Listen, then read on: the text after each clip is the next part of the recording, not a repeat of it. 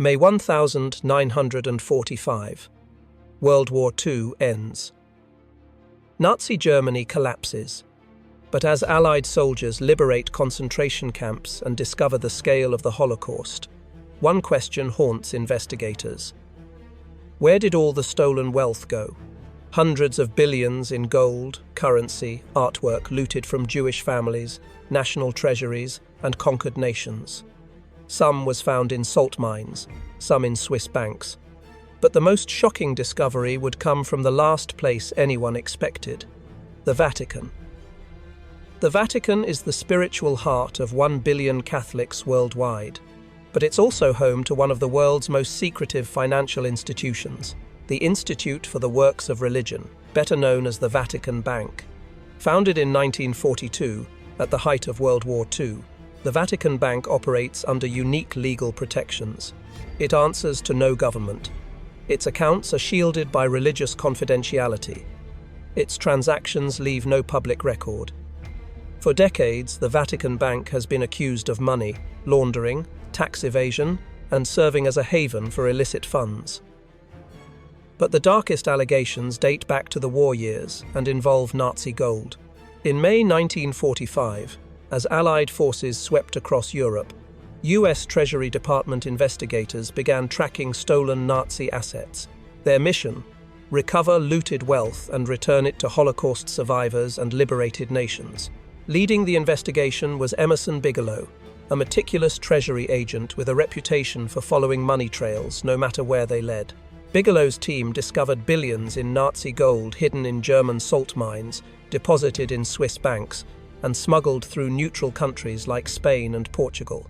But one trail led somewhere unexpected: Vatican City.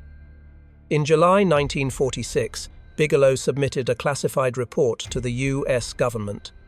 Its contents would remain secret for over 50 years. The report alleged that the Vatican Bank had accepted deposits of looted Nazi gold worth approximately 350 million Swiss francs in 1,945 currency, equivalent to billions today, and had helped launder the proceeds through numbered accounts in Switzerland. But how did Nazi gold end up in the holiest bank on earth? The answer lies in one of history's most controversial figures: Pope Pius XII and his relationship with Nazi Germany. Pope Pius XII led the Catholic Church from 1939 to 1958, the entire duration of World War II and the Holocaust. His legacy remains bitterly contested.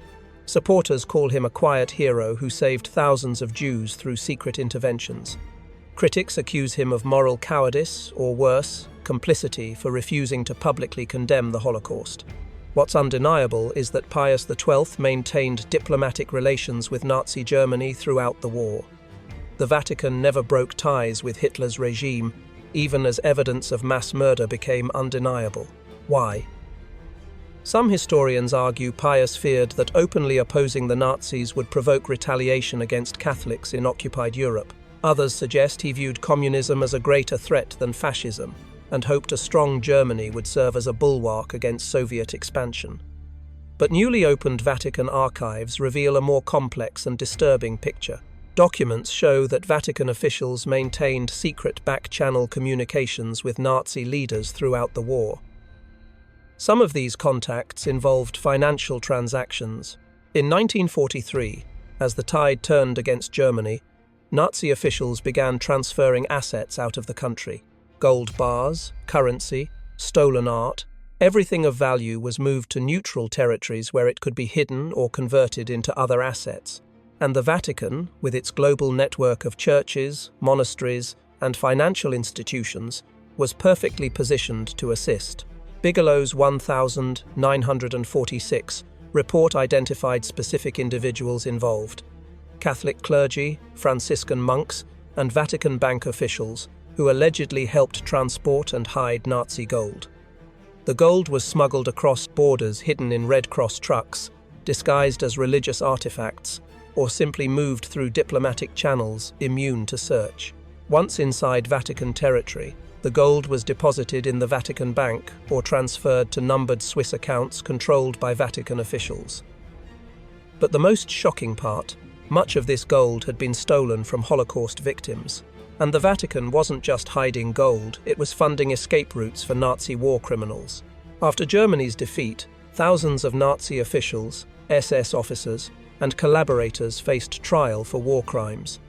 But many escaped justice, using secret networks known as the ratlines. The ratlines were covert escape routes that smuggled war criminals out of Europe to South America, particularly Argentina, Brazil, and Paraguay. And the Catholic Church played a central role. Vatican officials, particularly Bishop Alois Hudal and Croatian priest Krunoslav Draganovic, helped Nazi fugitives obtain false identity papers, Red Cross, travel documents, and passage to South America. Why would the Church help war criminals escape? Some clergy genuinely believed in Christian forgiveness and redemption. Others were motivated by anti-communism, viewing former Nazis as potential allies against Soviet expansion. And some were simply paid. Nazi fugitives weren't penniless refugees. Many had access to stolen wealth, gold, diamonds, currency hidden in Swiss banks or held by the Vatican. Documents suggest that some Vatican officials received payments for facilitating escapes. Others acted out of ideological sympathy with fascism or anti-Semitism. The result was a system that helped monsters escape justice while survivors struggled to reclaim stolen property. Adolf Eichmann, architect of the Holocaust, fled to Argentina using ratline networks. Josef Mengele, the angel of death of Auschwitz, escaped to Brazil and lived freely for decades. Klaus Barbie, the butcher of Lyon, reached Bolivia with church assistance and worked as a military advisor. And many others whose names remain unknown disappeared into new lives funded by looted wealth. But what about the gold left behind in Vatican vaults? For 50 years, the Bigelow Report remained classified, and the Vatican denied everything. In the decades after the war, Holocaust survivors and their families fought to reclaim stolen property. Swiss banks stonewalled claims, citing banking secrecy laws. Governments dragged their feet, prioritizing Cold War politics over justice. And the Vatican remained silent.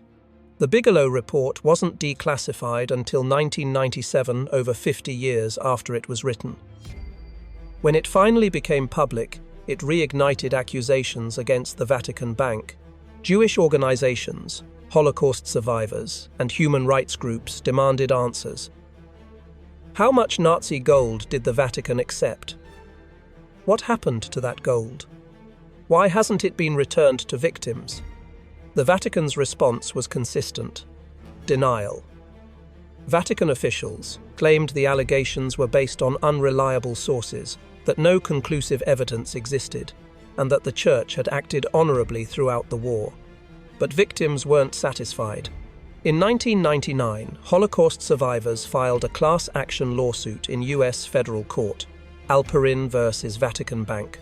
The lawsuit accused the Vatican Bank of laundering Nazi gold and demanded restitution for victims. The case dragged on for years, mired in legal complexities. Eventually, it was dismissed on the grounds that the Vatican enjoyed sovereign immunity as an independent state. Justice denied again. Meanwhile, the Vatican Bank continued operating under a cloud of scandal. Throughout the 1,970 seconds and 1,980 seconds, it was linked to money laundering schemes, mafia connections, and the mysterious death of God's banker, Roberto Calvi, found hanging under London's Blackfriars Bridge in 1982. In 2010, facing mounting international pressure, the Vatican finally agreed to limited financial reforms and increased transparency. But questions about Nazi gold remain unanswered, and the secrets buried in Vatican archives may never see the light, because the Vatican controls access to its own historical records, and some files remain sealed. The Vatican Apostolic Archive contains over 50 miles of shelving holding documents spanning 12 centuries of church history. For centuries, these archives were completely closed to outsiders. In recent decades, limited access has been granted to scholars, but only for materials more than 75 years old. Documents related to Pope Pius XII's papacy were sealed until 2020. When they finally opened, researchers rushed to examine them, hoping to find answers about the Vatican's wartime conduct. What they discovered was both revealing and frustrating. The documents confirmed that Pius XII knew about the Holocaust earlier and in greater detail than previously admitted. They showed Vatican officials maintained extensive contacts with Nazi leaders. They revealed quiet efforts to save some Jews, but also troubling silences and failures to act. But many files remain inaccessible. Entire sections are missing or redacted, and some materials, particularly financial records from the Vatican Bank, are exempt from disclosure entirely. Why the secrecy? Vatican officials claim they're protecting privacy and religious confidentiality. Critics argue they're hiding evidence of financial crimes and moral failures. The truth likely lies somewhere in between. The Vatican is both a religious institution and a sovereign state. It operates in spiritual realms and financial markets. It preaches charity and compassion while managing billions in assets. And like any institution with power and wealth, it has incentives to protect its reputation and interests, even at the expense of historical truth. But for Holocaust survivors and their families, the fight continues. Because this isn't just about history, it's about justice still denied 80 years later. Today, estimates suggest that billions of dollars in Nazi-looted assets remain unaccounted for. Some is buried in forgotten locations, some sits in anonymous Swiss accounts, some was absorbed into the wealth of corporations and families who profited from the war, and some perhaps a significant portion passed through the Vatican Bank. For survivors and their descendants, every recovered asset represents more than money.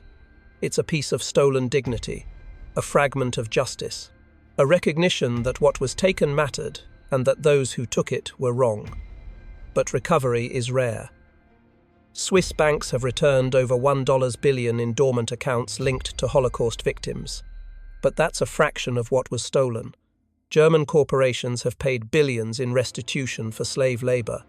But many perpetrators faced no consequences. And the Vatican?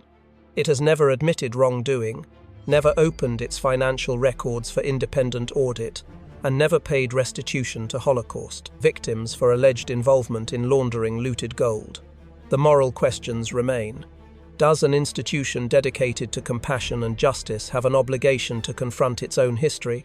Should the Vatican Bank be subject to the same financial transparency standards as secular banks? Do Holocaust survivors deserve access to Vatican archives to determine what happened to their stolen wealth? These aren't just historical questions.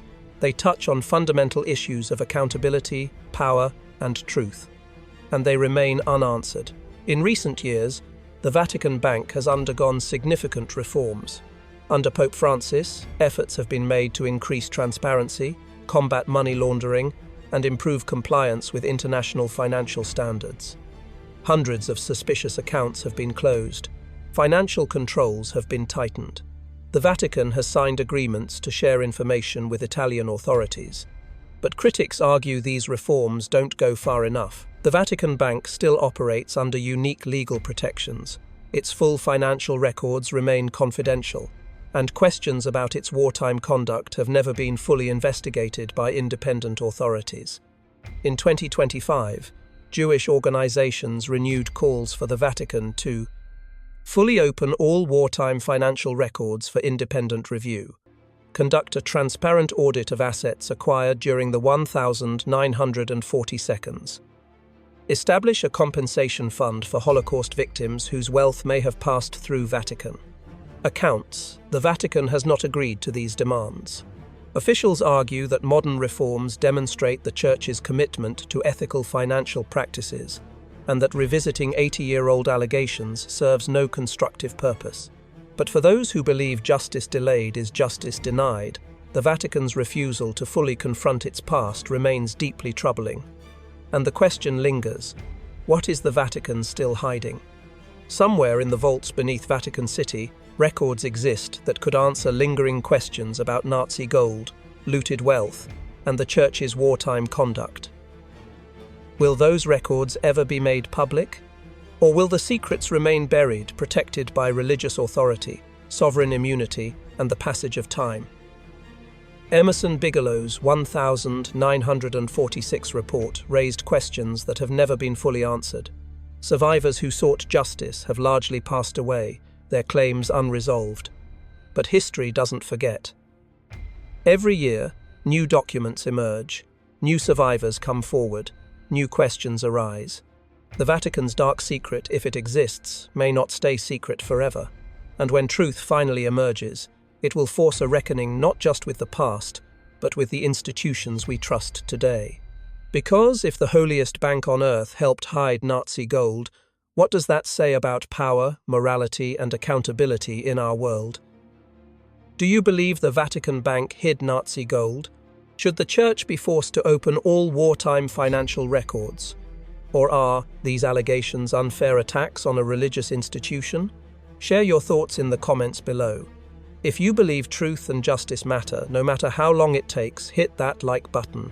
Subscribe for more untold stories of World War II, hidden wealth, and the secrets powerful institutions don't want you to know. And share this video with anyone who believes history's darkest chapters deserve full transparency, because the fight for justice isn't over. The truth is still buried, and some secrets are too important to remain hidden forever.